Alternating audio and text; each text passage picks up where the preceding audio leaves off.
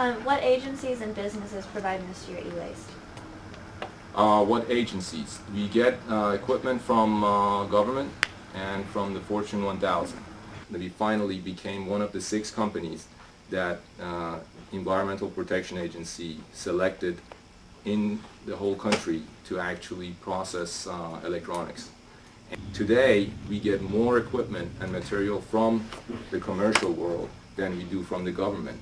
But it was really our reputation and our credentials with the U.S. government that got us the contracts in the commercial world, because we proved to the government that we are capable of doing this job, and we had the process and infrastructure that was needed to do the job, and that got us the commercial world. What is the percentage of e-waste that schools provide? I know it was... Right now, are you saying in Georgia or to us? To you.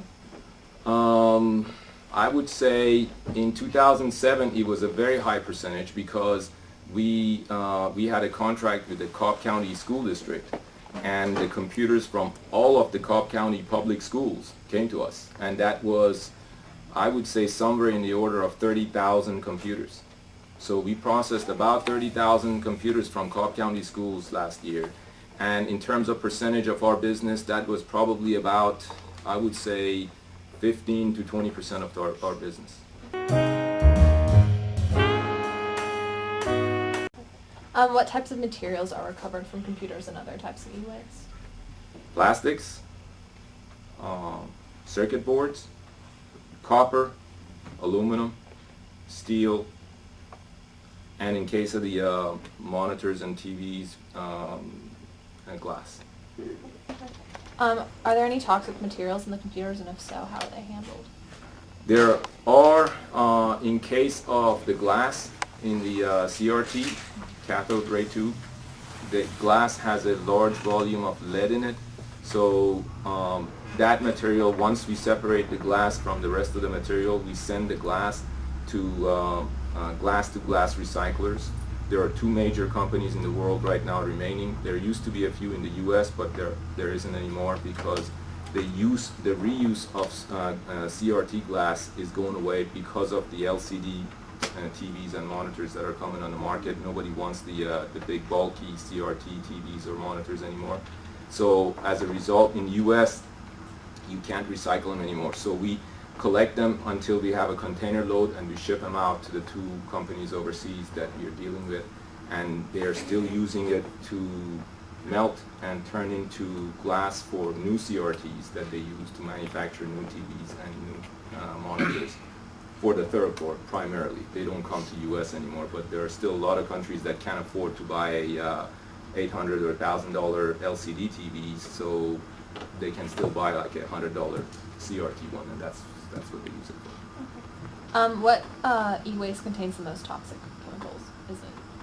It's CRTs from the monitors. Actually, there's the LCDs that are new on the market right now. We have to be very concerned about that, because I believe the mercury that's inside the LCD is a lot more toxic than the lead that's in the glass from the old CRT monitors.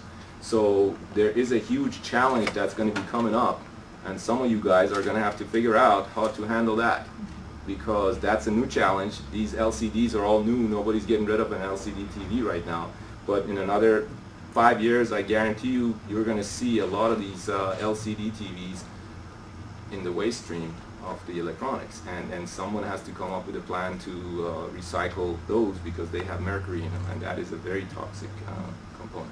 What laws or regulations does your company have to follow? Believe it or not, there are no laws.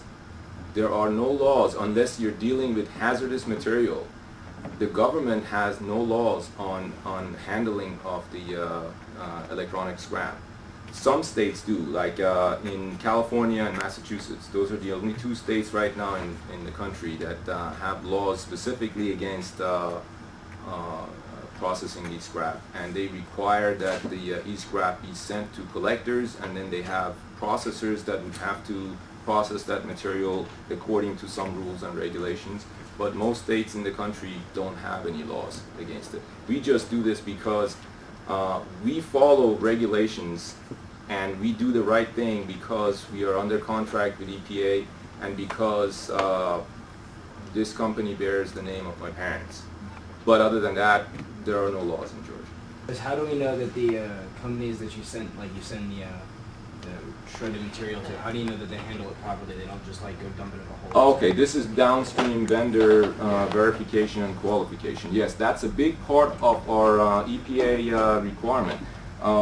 We actually have to get their processes approved prior to sending material to them. And we do that by getting them to write down exactly what their process is, and then either videotaping it or we physically, just like you guys are here looking at what we're doing, I actually go to those locations and see how they process the material that we send to them.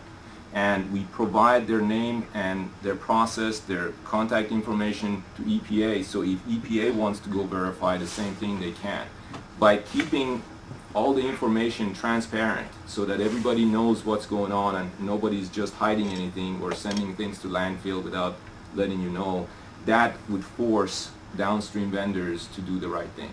And we do audit them repeatedly on unscheduled basis, so we just go there maybe once every couple months and see what they're doing and verify that if they're doing exactly what they have told us they would do. Do you have any innovations planned for the future? Yes, we are looking to set up a glass processing facility either in Georgia or possibly in California. We are in negotiations with a couple of other companies that are looking to merge with us and create a nationwide presence. And we will be implementing some processes and machinery to further process the glass. Right now, glass is a liability to us. We have to pay those companies that take our glass to recycle. But if we process the glass maybe one or two steps further, we can, instead of paying to get rid of it, we could possibly sell it to those glass-to-glass processors that I was telling you that buy the glass to make new CRT TVs. We could probably sell it to them instead of paying them to take it from us.